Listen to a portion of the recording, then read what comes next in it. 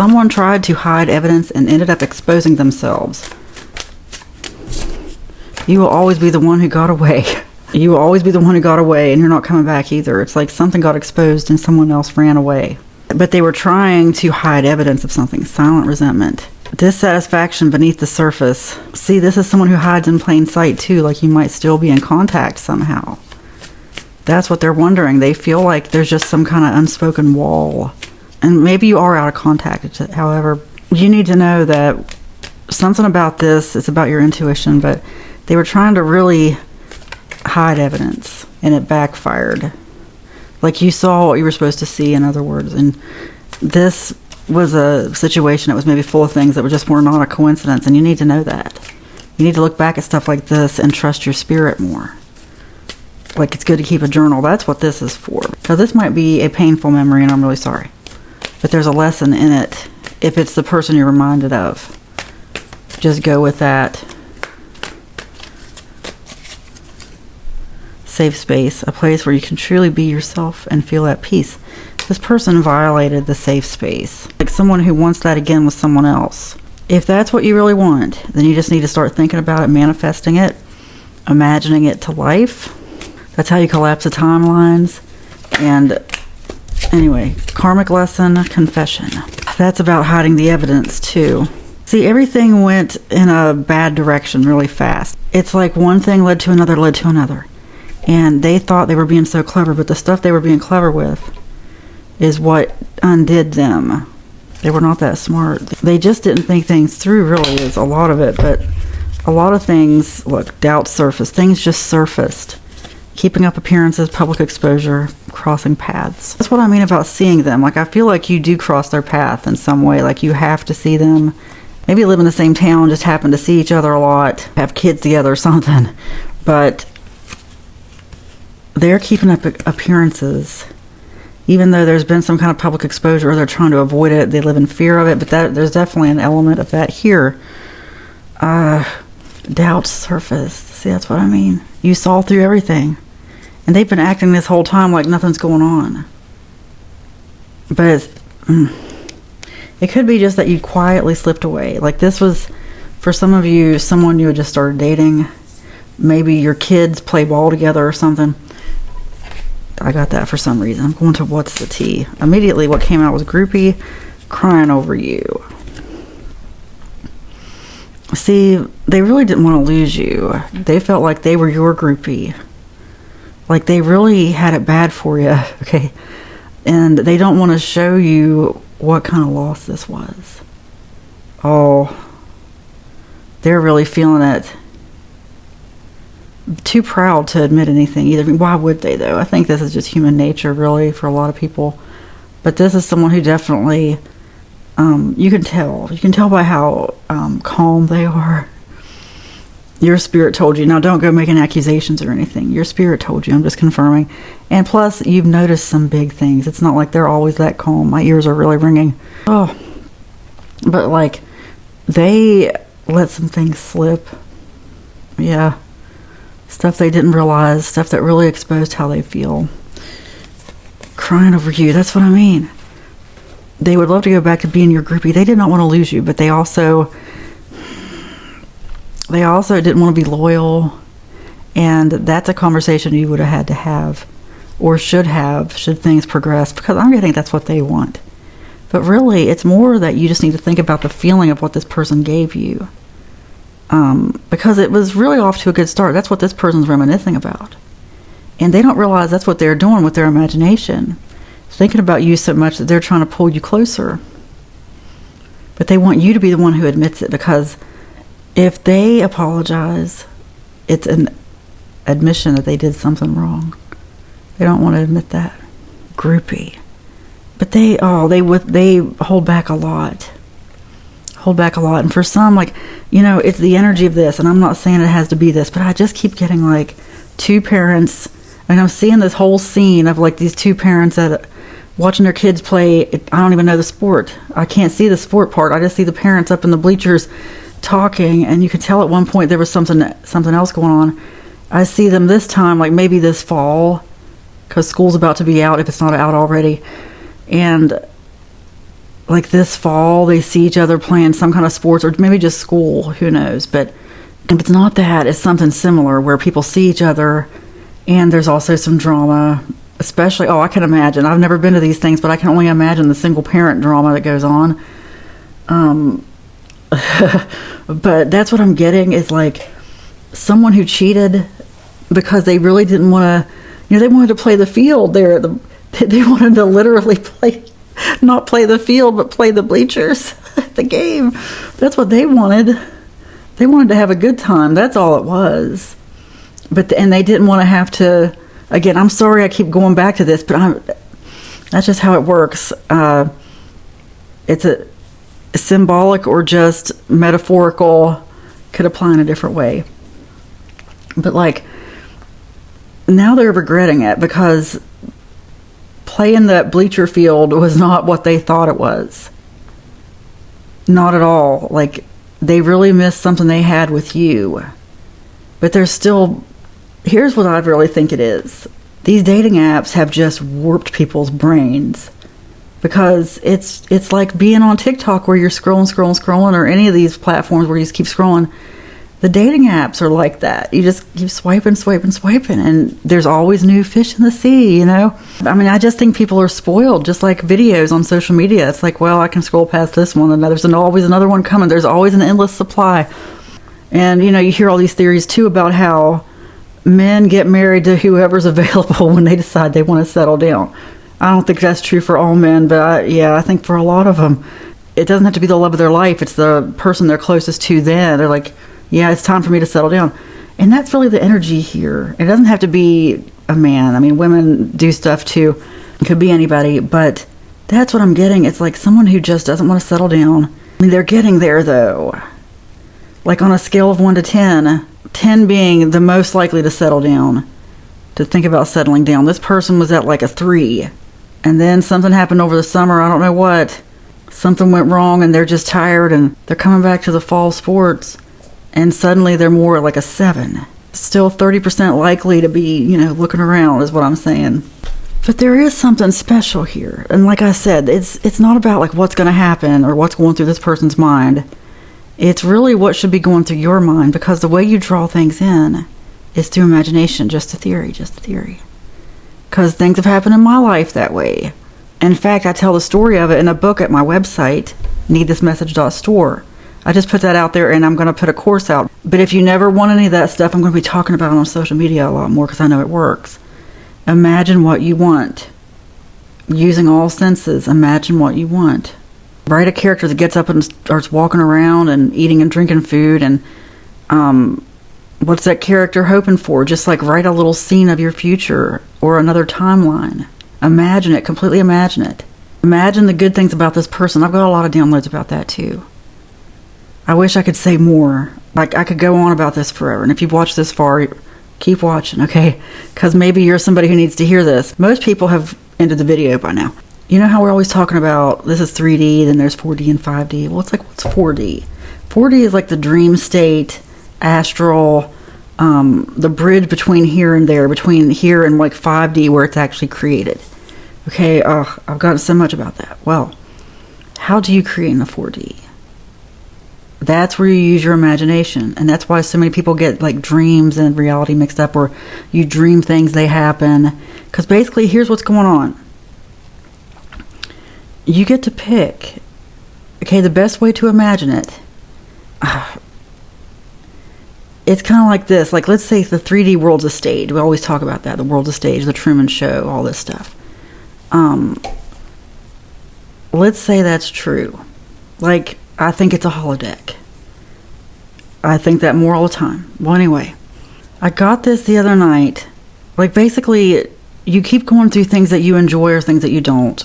Like, let's say the earth is a school, okay? And the only way you're going to learn things is if there's evil. Okay? Like, if there's no evil and everything was great, because everybody's like, why is there suffering? I could definitely go on about that for a long time. It's because that's what we're here to learn from. If it wasn't suffering, it wouldn't be what it is. But you can think about a world where there's no suffering. But you see, if you keep thinking about the suffering, you're still tuning into the 3D frequency. When you start thinking unconditional love, Just imagine it. Like, no matter what you're imagining, imagine that in the world, you have jumped forward to that timeline, or there won't be time anymore, but that you have jumped to a timeline where you don't have to work, where you don't have to buy gasoline or anything. That's all I'm going to say. Some of you know what I mean. Let's say that you can just start imagining that world, but you have your own little life in it, But just the earth is changing, and you have no worries, no fears, no one controls you. What would you imagine? Who'd be there with you? And just take this as it resonates. I'm not trying to really tell you how to think. I want you to go within and decide for yourself. But I can tell you what has worked for me, what I feel like I'm supposed to share here. Take the stuff that you enjoy from this world. Like, I had this dream last week, and it was very vivid. And it was kind of odd. You know how dreams like have all this, and even when you write stories, like I've written fiction, and I don't even know where the ideas come from. I see what it is now. It's like dreams kind of contain this weird mixture, like a stew of everything going on in your life. Like, for me, I was in a place where I really don't like it, but I like that little section right there. I don't know how to explain it. But in general, it's not a place I'd really want to be, all right? With someone who had never been there before, and there were other people who, it was just like I took characters. It was like, okay, from everything in my life, what would I like to see, but maybe in a different way? Like, completely rearrange it as though you're arranging a different stage. Like I said, like the world's a stage here. 4D means you get to arrange the stage. 5D means you get to actually be on it, but you created it. You decide what's on it. Your entire life, kind of like dreams are. Like, sometimes it just doesn't make sense. It's like, where did that idea even come from? But it's sort of like just a mixture of all the things you've been through, your life experience, anything you've taken in, anything you've seen or heard or felt or whatever, anything can end up in a dream in a way that you don't expect, unless you really dream lucidly, which a lot of people do. That's where you get up and make decisions in your dreams. But I always just feel like a passenger in mine, mostly. Kind of like the dream state, like start now thinking, what would you like to see? And you get to pick and choose. Like, this time you are totally in control. But you can really only imagine what you've seen or felt, and feel free to work in things you don't think you've seen or felt or experienced or whatever, but chances are that idea came from somewhere. Maybe it's just something that just appeared in your imagination. Doesn't matter. Whatever it is, whatever your dream life looks like, you need to really start spending time with it in thought and deep meditation. Deep focused sessions. Like, take your life and just tweak it. Like, okay, I would replace this with this. I do like this thing going on, or I liked this thing that was going on, I don't know, 10 years ago, 15 years ago, but I didn't like this part of it. So I'm going to rearrange this. And that's how you really create. Like, start having those sessions where you start thinking about it. It's a daydream, basically. It's a daydream. I really didn't mean to ramble about that for so long, but I just know it's more important than any reading I could be giving you, because it's more higher level, more timely message. Let me give you some good advice here. The reason I brought that up, along with this person at the bleachers, is because, wait, not what you expect. Because I just feel like, at least for them, there's stuff about you that they've learned, stuff that they really like stuff that they're using to compare people to. Like, let's say they had to create a world of reality where they got to pick and choose things. They might put you in it. Like, they're seeing that. Like, this is someone, whoa, my ears just rang. I mean, that was high pitched. It's like, this is someone who wishes there was a future because they just really like you. They like hanging out with you. And that could be not what you expect, because that's maybe something has told you, but that's the secret they're really hiding, because they know they got caught doing something. They feel like they acted badly, poorly. But then when they had some time away from it, they had time to reflect, they realized they really liked you. I'm not going to say it's love, although that word may have been used. I'm getting it really hadn't perked yet. Like, it hadn't gotten there for people. And it could have been friendship. It could have just been a friendship that was going somewhere, some kind of partnership that was just platonic. But however it resonates for you. But no, this person is pretty devastated now. And they're trying to hold back. Like, they get more jealous than you think, and you've seen signs of it. Even if you're not in contact and you just see them over social media, you've seen signs of it. But no, feel free to think about this person too. Start making a list of all the stuff that you would have in your life. When have you been the happiest? Because, I think that's the thing for a lot of people. Because I've been talking about this a lot, about manifesting, scripting your reality. And I think, and at least for me, I know for me, the hardest part is just getting yourself to think of it in the first place. It's like, what does it look like? And it doesn't mean you're stuck to it. I think that's part of it too, is we're afraid to manifest, imagine something that we're stuck with. You know, no, it's just one little scene, and it can always change later. If you didn't like that, like let's say you manifested this and you got this life and you're like, oh, I don't really like that. But keep tweaking it. Keep tweaking it. You just imagine different things, little by little. And things can change really fast. I mean, there can be some massive changes quickly too, but sometimes what you need is just a small change. Smaller changes can really add up, can be a lot more meaningful than what you think. Anyway, I know I'm rambling a lot tonight. Last card, my ears are ringing. Money flows to you. You know, the whole theme tonight, like I was sitting here thinking about it. Just the goal, because I saw a video where someone said that's really getting released from here. That's leaving the matrix. Is when you get to a place where you don't have to worry about money at all. You never have to, you don't work a job you hate. You get to do what you want, and money is nothing. You truly get paid to exist. What would it look like? What would it look like? Wow. I think that is the hardest thing, because it's so hard for us to imagine it. So we end up just stuck here because we just subconsciously keep imagining what we know, bringing in what we're familiar with, what we know, because you don't know until you know. You don't know until you've seen certain things, until you've had your mind expanded. Some people just can't even imagine making beyond a certain amount of money. So that limits them. And they hate people who have money and all this stuff, so that limits them. If you let go of that, you realize that, honestly, the universe is just waiting there to take care of you. Just waiting. Just waiting and saying it's all here if you just accept it. But you're limited by all these beliefs like, nope, you got to stay at this job, you got to do this, got to do that, got to get your health insurance. And so people live in fear, especially of money. That's where they get you. Anyway, money's just a frequency. Just imagine a great day in your life. Okay? Your dream life. What would it look like? Would it have this person that you almost dated? Only this time they would be loyal? I mean, really, what's a good day to you look like? What's the best you can imagine? Like your favorite restaurant. And just imagine it's a year from now. I mean, it doesn't have to be that long. In fact, I did it not that long ago. That's the book I'm talking about. That's why it's in a book and not just out here, because there's stuff I don't want to say. But I will say that it can happen way sooner than you think, because I thought it was going to take a couple years, and it happened in a couple weeks. It could happen to you too. And it could be that it's your higher self or you on another timeline just saying, here, I'm already here. Come join me. And when you start thinking the same thing, that's when it merges. Anyway, I know I'm really out there tonight. I know that. But you guys needed to hear that. Somebody needed to hear that. Because I just know, I mean, it's just now hitting me. It's limiting beliefs. That's why I'm really all about ending with this manifestation deck and really telling you guys not to limit anything in your life. You can do anything.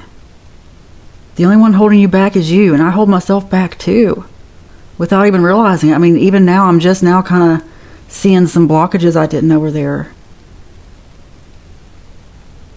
You're drawing in the reality that you are constantly expecting. You really are, and it can change at any time. One thing at a time. Just stop making things so hard. Especially the pain associated with money.